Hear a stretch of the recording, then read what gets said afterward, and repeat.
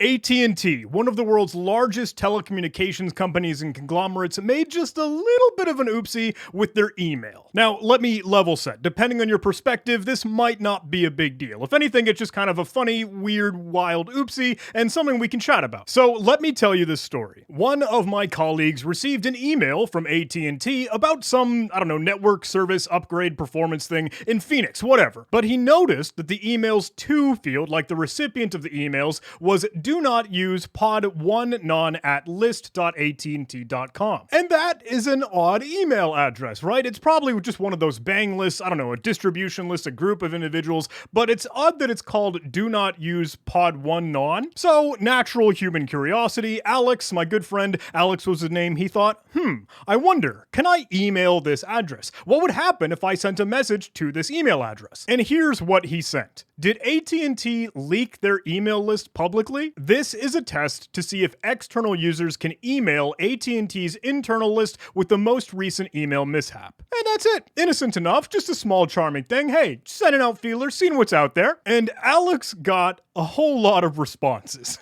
So I was getting these emails earlier about some sort of network maintenance activity at San Jose Data Center. I was like, that's weird, just thinking to myself, that's really weird. I would get this. And I noticed that the email address that they were sending it to was do not use pod1 nod or non. And so naturally the next thing I did is saying, oh, I wonder if I can email it.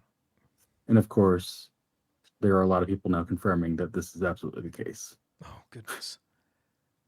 So that's what happened. So obviously I want to be respecting of other folks' privacy, so I've redacted and obscured all these names and email addresses, but there's a good amount of responses, and I've even just heard anecdotally other folks say, hey, I got your test email. So after about 50 of these emails came flooding in, Alex said, hey, here's what happened. Let me try to explain this. Someone at AT&T has put your email on this list. Do not use pod1non. This means that anytime sends an email to that email address, their email service will run through every email address on that list and send the message to that person. Go read about Bedlam 3 and how their email server was taken down so quickly. There's clearly hundreds, if not thousands of people on this list. This is, as you probably have already put together, just a reply all storm. You know when someone sends an email to a group of people and then one individual hits reply all rather than just reply to respond to that message, and then everyone in that group receives the email?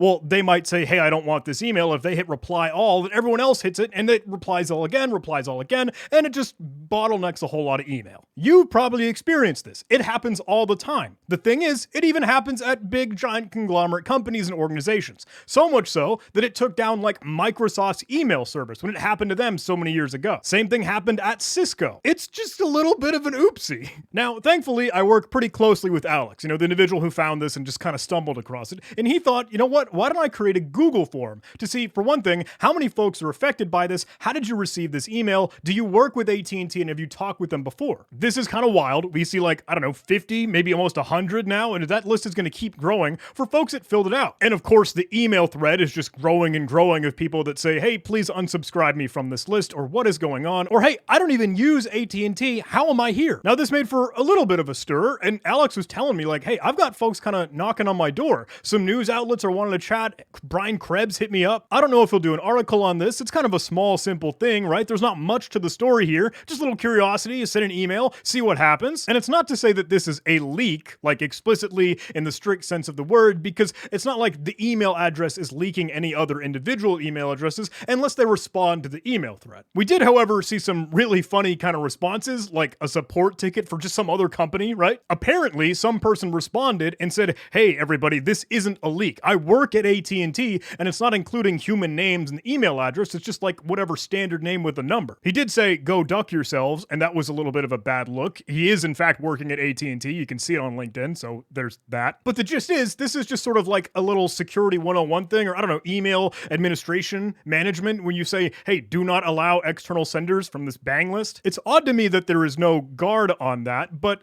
I thought, is this thing still ongoing? Is this actively a problem? Alex let me know within the hour, and I thought, well, I'll send an email. I want to see what's going on. Can I get in on this email thread? And that email bounced for me. I saw the mail subsystem delivery notice that say, hey, the sending had failed. So I'm assuming, hey, some person probably got on the phone and, hey, let AT&T know that this is still kind of weird and wacky. Here's the gimmick, though. The email address is do not use pod1non.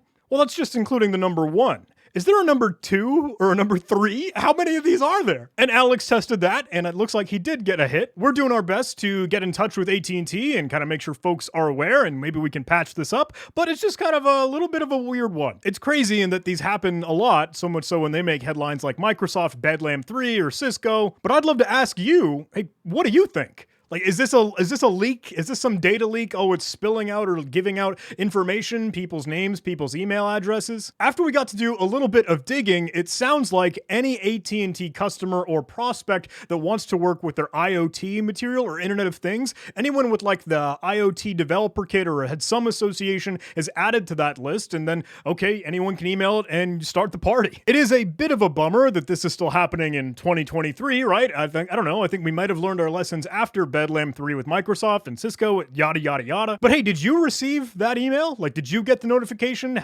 Were you part of that email thread? And let me know. What do you think? Is this a big deal? Is it something, hey, we should probably just laugh at and move on? I do think it's something that, hey, AT&T can patch up, and maybe a whole lot of other companies listening in, or businesses and organizations, take another look. Maybe revisit some of your own email settings, or check in with your sysadmin, network engineers, and all those, and I don't know, just let's lock this down. It doesn't have to happen in 2023, 2024, and the years to come. We can be better than this one. So thanks so much. Hope you enjoyed this video, a little fun, crazy, weird story, but I'll see you in the next one. Enjoy. Bye, everyone. Take care.